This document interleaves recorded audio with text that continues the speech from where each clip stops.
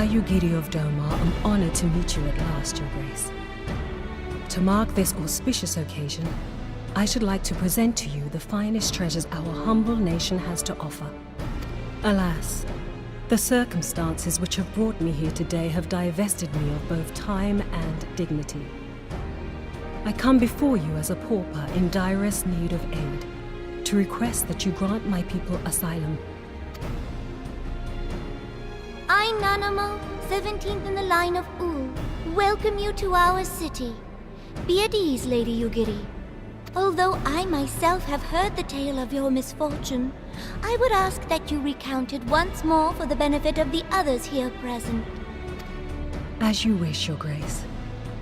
For many years, my nation, Domar, suffered under the yoke of imperial rule, and my people yearned to be free.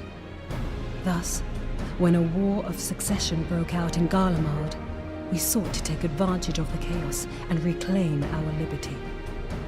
Alas, our enemy proved less preoccupied than we had hoped, and our rebellion was put down in the most brutal fashion. Those who survived, how many do they number? More than 200 souls huddle within the cramped confines of our own galleon's hold. Yet this figure accounts for but one of a number of ships which escaped the purge. It is my hope that you will allow us all to dwell within your walls. Should that prove unfeasible, however, I humbly ask that you accept as many of my people as your resources allow.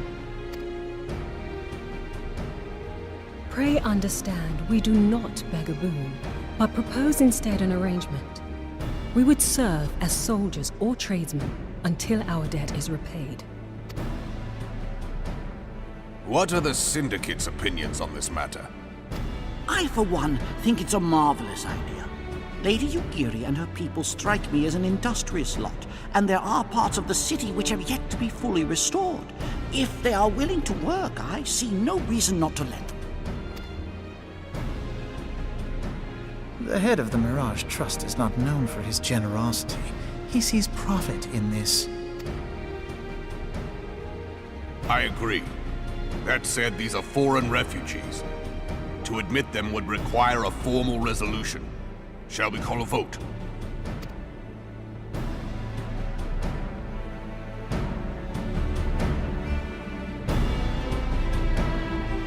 The law is the law.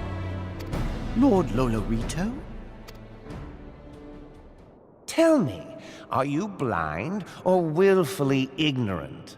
Even now, our streets are choked with the displaced victims of the Calamity and Alamigan refugees. They live hand to mouth, subsisting on aid provided by the immortal flames, the cost of which grows ever higher. The wealth of Ul'dah is not without limits, my friends. And need I remind you that these refugees are prone to violence and criminal activity? You have all read the reports, I think.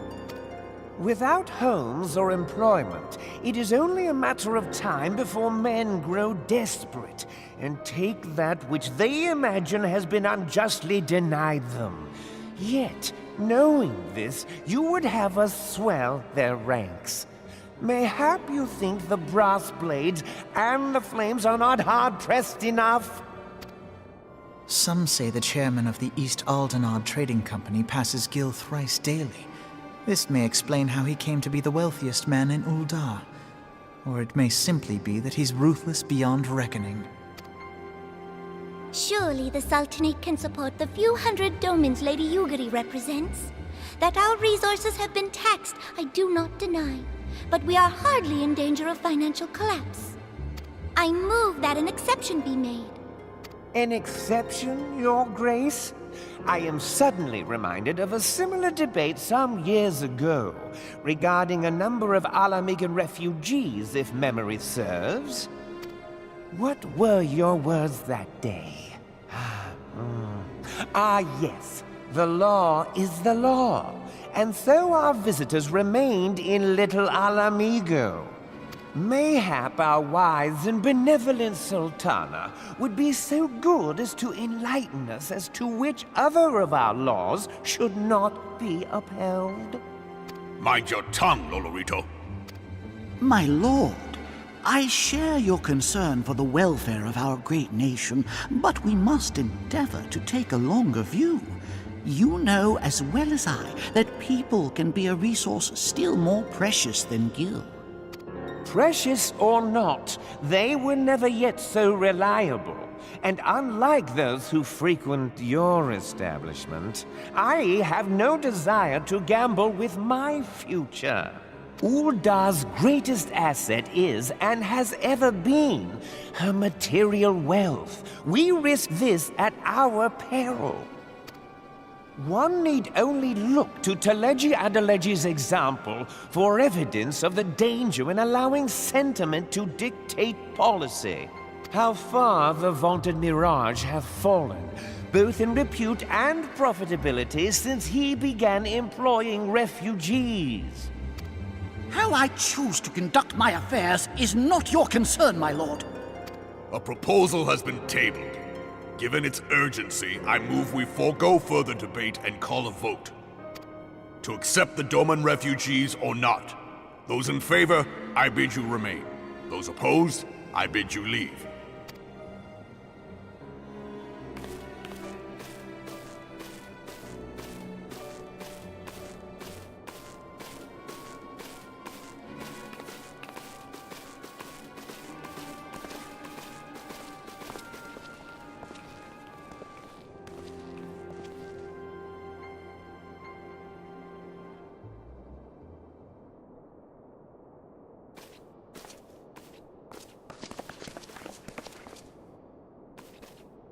Would that it were within my power to welcome you and your people, Lady Yugiri. As you have observed, however, my authority in such matters is regrettably limited. Without the consent of the Syndicate, I cannot act. I understand, Your Grace, and I appreciate all that you have done on our behalf. The nerve of the man! If that bastard had not forsaken the eastern trade route, little Alamigo would now be thriving. Oh, that you should have traveled so far under such dire circumstances, only to be refused in this manner is utterly unconscionable. Pray, accept my sincerest apologies.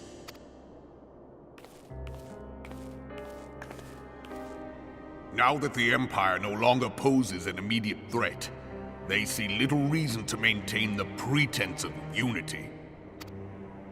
The Monitorists have grown especially defiant of late. Lord Lolorito most of all. But this is neither the time nor place for that discussion.